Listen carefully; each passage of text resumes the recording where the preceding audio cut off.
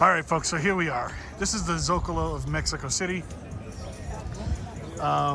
This is not what it's supposed to be. This space is usually wide open and it's beautiful, wide open, no tents.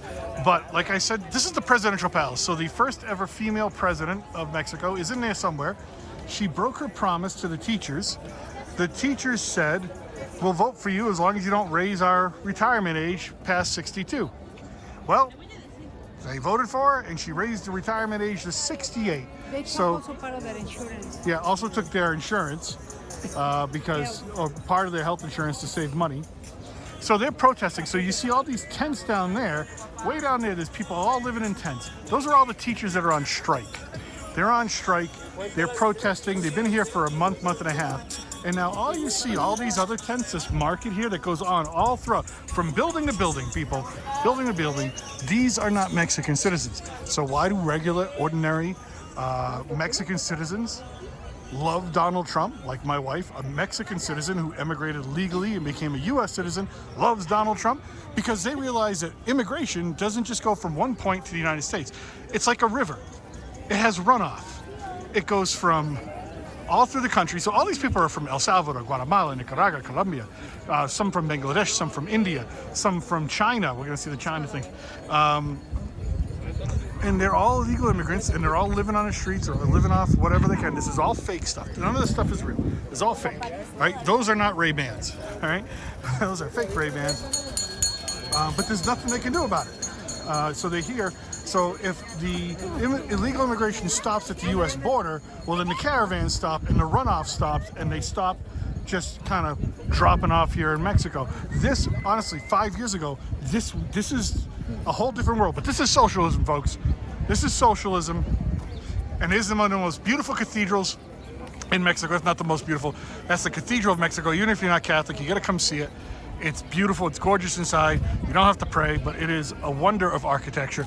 But as we make our way out of the Zocalo, because literally I used to hang out here almost every day, all day long, sipping a coffee, a wide open space.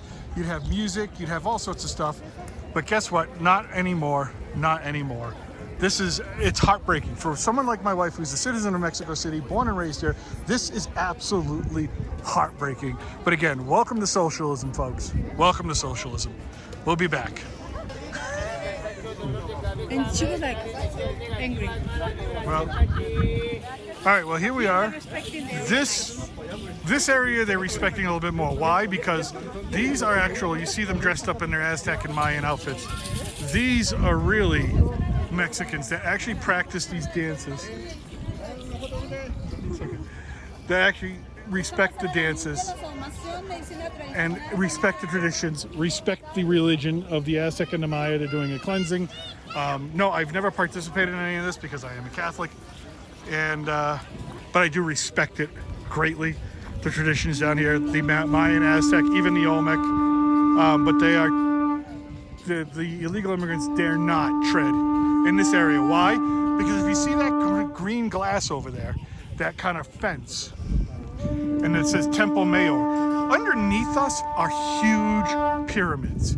Underneath us. Literally, Mexico City is built on top of an ancient pyramid structure. You can see some of it has been excavated at the top of it. Over here, we're gonna go take a look at it. You can walk over it if it's open. It is a UNESCO World Heritage Site. So let's go just take a quick look. But yes, underneath where I am walking right now, there are structures, there are temples, there are houses. That is one of those, I hate that. That's that Jaguar whistle that they try to sell you all the time. That's a tourist friggin' thing. It's not, it's not a thing, dude. So here you go, here's some of it. And again, it goes way underneath. And that's why they can't really build too much or do too much. So when there's an earthquake and these buildings crumble, sometimes they can't fix them, because if they fix them, they're gonna damage the archaeological sites that are underneath us. But this is the real deal, folks. This is the real deal where they did. Yeah. But there's a cathedral from the back. All right, just real quick before we move on from the cathedral, you see all these rocks and everything here? They are excavating because on top of or underneath this beautiful Catholic cathedral, and this was done on purpose a lot of the times. When the Spanish were here and they colonized, they would build their Catholic cathedrals on top of the religious structures of the Aztec and Maya. So now they begin excavating underneath very, very carefully because they are starting to find things they didn't think were there. So who knows what they're gonna find and all that. And if you hear that music, by the way, that is one of the, I don't know, what do you call these, organ grinders? They're all over Mexico City. It is a tradition. My son, yeah, my son loves them. They just want you to give him a couple of coins, but this is like a tradition from like the 20s or 30s or whatever, right?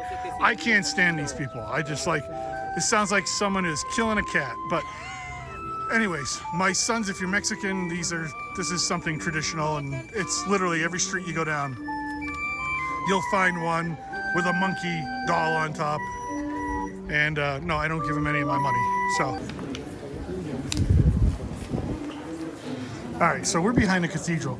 There's this alleyway through a building. All they sell here is religious stuff. You literally, if you wanted any type of religious book, religious thing, religious statue, religious item, whatever it is, if you wanted communion, if you're a church and you need supplies, chalices, whatever it is, you can find it in, I guess this is Jesus's alley, I guess, I don't know. All Catholic, I mean, literally. And people come and buy this stuff because they build their own chapel in their own houses. I've seen it. They have their own little church. No matter, it's not a rich thing, it's not a poor thing. It's just a Catholic thing, folks, in Mexico. And all the statues. Sí o no? And it is crowded in here. Why? Because it's a Catholic country. What can you say? It's a Catholic country.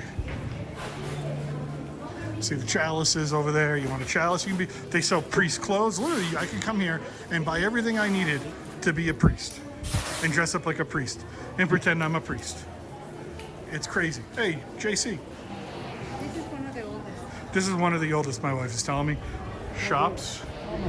I mean, 40 years old. You need Mary? Would you want a life-size statue of Mary in your living room? Well, now you can have a life-size statue of Mary in your living room, or Jesus, or all the apostles, or all the angels, whatever you might be.